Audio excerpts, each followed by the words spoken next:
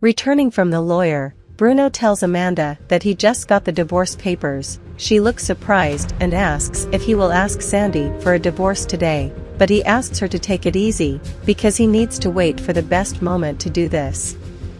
Amanda didn't like that he said he had to wait and said, "Bruno, you can't wait another day. He promised me that when he got the divorce papers he would talk to her." Bruno asks her to please wait just a little longer for him to speak at the right time, but she doesn't accept it and tells him to separate as soon as possible, preferably today. Bruno then accepts and says, "I can't even believe we're going to be together now, until the end, right?" She replies that this is very good and was even more relieved. The two are happy that things are working out for them and go out to celebrate. Later, Bruno comes home, throws the divorce papers on top of the counter that Sandy was cleaning and says in a serious voice, "Do you see these papers? It's from our divorce. I want you to sign it." She's surprised and says she doesn't understand what's going on, so Bruno replies that's exactly what she's seeing and wants her to read every line on those sheets and sign. Bruno starts to explain that he doesn't want any more, because the marriage hasn't been working out for a long time. Sandy doesn't react and he says, "Let's give me an answer, say something, are you going to be silent?" Trying to remain calm, Sandy replies, "What do you want me to do? The decision will hurt me, but you've already decided it's not." He expresses relief and says that he thought she wouldn't react well at first, but that he knows it's the best for both of them. However, Sandy imposes a condition: "I want you to stay one more month with me, continue to treat me as before in the beginning of the marriage, taking coffee in bed and sleeping at home, and after that 1 month passes I accept the separation and you can live your life." Bruno is surprised by the condition and asks what happens if he doesn't do everything she wants, and she replies that she wants to do this to spend a month very calm for their son, so that he has good memories, and Bruno accepts, since it's for the son. The other day he went to prepare breakfast, and when everything was ready he thought, "Wow, we were so happy.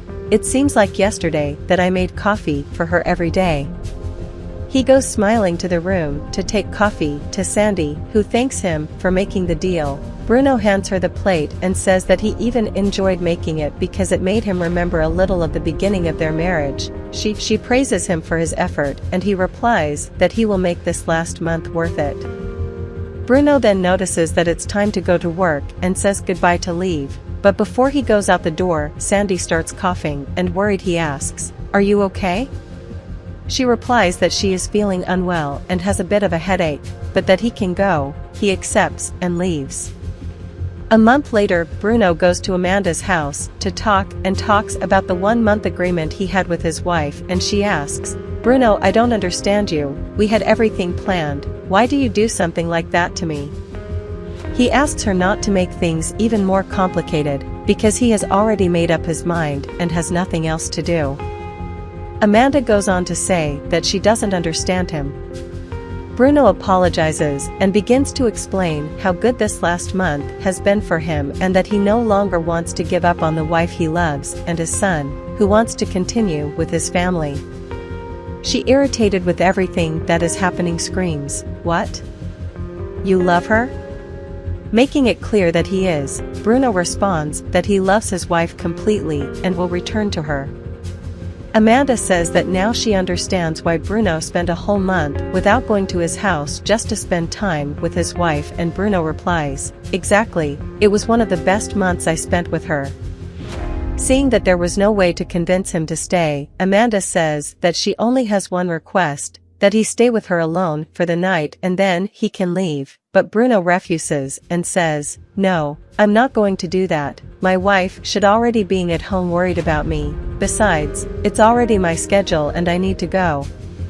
Amanda insists that he stay alone so they can say goodbye. She convinces Bruno that he turns off his cell phone so he doesn't get a call from his wife. The other day, when he wakes up, he realizes what he did, and when he looks at his cell phone, he is scared by the time and the number of missed calls he has. He quickly gets out of bed and grabs his cap. When he is leaving, Amanda wakes up and asks where he is going. Bruno replies that they already had the farewell and that he is now going to his house to stay with the family. he asks her not to call anymore and leaves. When he gets home, he gets out of the car, and before getting in he starts to regret what he did and question, why did I agree to do this? I love my wife and I need to tell her the truth so that I can live happily.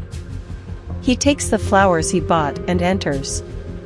Arriving home, he notices that there are many people there, and when he looks he sees that they are at his wife's wake, who is in the middle of the room, but without believing he starts asking what happened and messing with her in an attempt to wake her up.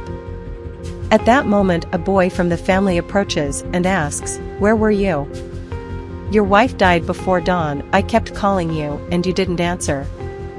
Bruno starts crying desperately and wondering what will become of him and his son now. Taking the woman's hand, he asks her to forgive him wherever he is.